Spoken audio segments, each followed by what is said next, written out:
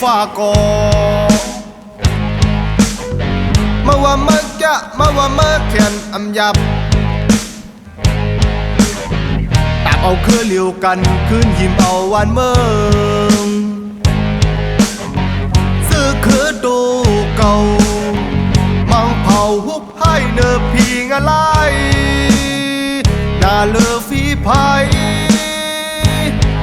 คำว่าไอ้ไซมึงกูลายห้ากูคิวอีเจเตะสู่ก็เลิศได้เขาก็เป็นได้ก็ไต่ยอกเมืองไต่ลุกเป็นไฟ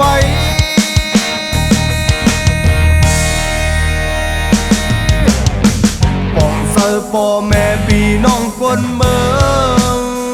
พบเจอสองภัยลู่ซุ่มมานำผู้แสนล้านลา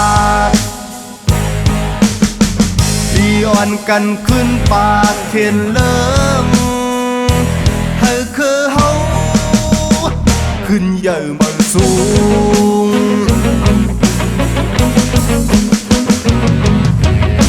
โมเลกัดอำถักหรือว่าตื่นมีดิเลคิวก็สังคมยากันคุยกาไว้ในฟังตูหูเจอเฮยนำตาบนลอนไหลปานขี้คาลิบคือเฮาได้เฮา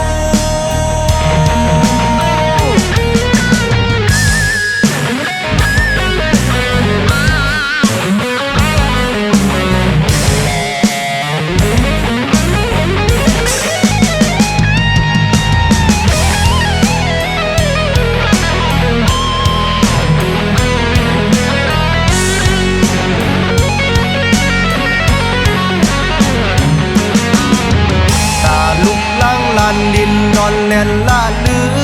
นอย่าปันเป็นปืนทุกให้ห่างจักตาโนดเตียงคือได้ให้มีตังลงแน่นกัดแขนปุ่นเ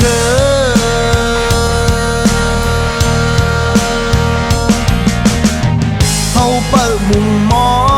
ง SSPP SSAเขาตื่นมุมมอง RCSS SSE ให้สองจุ่มคอนพร้อมโฮมพี่น้องวันให้ SSPP SSE ลอยสูงไต้แรง RCSS SSE ความแห้งความโห